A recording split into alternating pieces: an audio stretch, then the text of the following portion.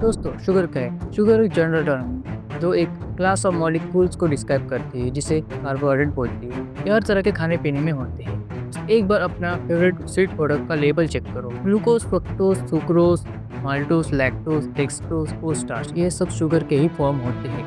High fructose corn syrup, fruit juice, raw sugar और हनी, ये भी शुगर ही होते हैं। शुगर सिर्फ कैंडीज और डेजर्ट में ही नहीं होता। Tomato sauce, yogurt, dry fruit, flavoured water और ग्रेनोला बार ऐड किया जाता है। जब शुगर तुम्हारे टंग को टच करता है तब क्या होता है? तो क्या होता है, थोड़ा सा शुगर खाने से शुगर की क्रेविंग शुरू हो जाती है। चलो मान लो तुमने एक बाइट सिरप खा लिया, उसके अंदर जो शुगर है एक्टिवेट करता है तुम्हारी स्वीट टेस्ट रिसेप्टर को, जो टेस्ट बड का ही पार्ट होते हैं। ये रिसेप्टर तुम्हारे ब्रेन स्टेम तक सिग्नल भेजता है और वहाँ से वह सिग्नल ब्रेन के अलग अलग हिस्से तक चला जाता है। एक एरिया होता है सेरिब्रल कॉर्टेक्स, जहाँ अलग टेस्ट प्रोसेस होते हैं, बीटर, स्वीट एंड सॉल्टी। यहाँ से सिग्नल एक्टिवेट करता है ब्रेन का रिवॉर्ड सिस्टम। यह एक नेटवर्क है इलेक्ट्रिकल एंड केमिकल पाथवे का, जो ब्रेन में एक ही सवाल पूछता है, क्या मुझे फील करना चाहिए?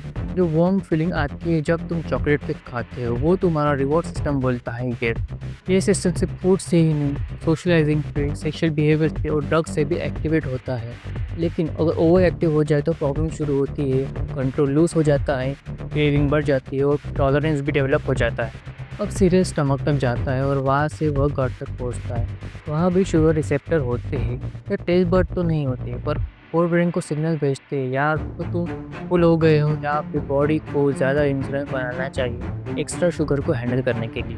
रिवॉर्ड सिस्टम का मेन केमिकल है डोपामाइन, एक न्यूरोट्रांसमीटर। डोपामाइन रिसेप्टर फोरब्रेन में बहुत होते हैं, लेकिन इक्वली स्प्रेड नहीं होते।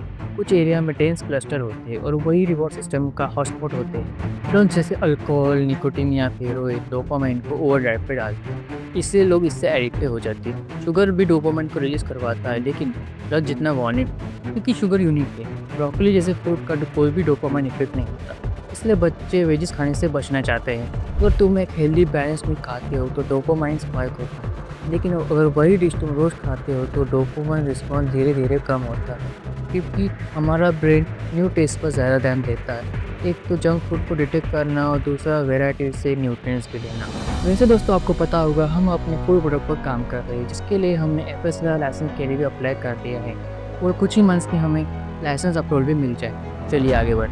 अगर तुम बैलेंस मिल्क की जगह शुगर रिच फूड खाते हो तो उसका इफेक्ट नॉर्मल ही होगा, लेकिन शुगर बहुत ज़्यादा खाते हो तो डोपामाइन रिस्पॉन्स लेवल आउट नहीं होता। मतलब शुगर हमेशा रिवॉर्डिंग ही रहेगा, इसलिए लोग शुगरी फूड से ज़्यादा एडिक्टेड होते हैं। तो याद रखो, शुगर के जितने भी फॉर्म हो, हर एक ब्रेन में सेम डोमिनो इफेक्ट शुरू करता है जो रिवॉर्ड फीलिंग देता है। अगर बहुत ज़्यादा और फ्रिक्वेंट खाया जाए तो ओवरड्राइव शुरू हो सकती है, मतलब ओवर कंजप्शन एडिक्टिव हो सकता है। लेकिन कभी कभी एक स्लाइस केक का खा लेने में कोई प्रॉब्लम नहीं है। तो next time think before you eat sugar. और इसी तरह के amazing food fun and fact के लिए देखते रहिए फूड अट्रैक्टिव।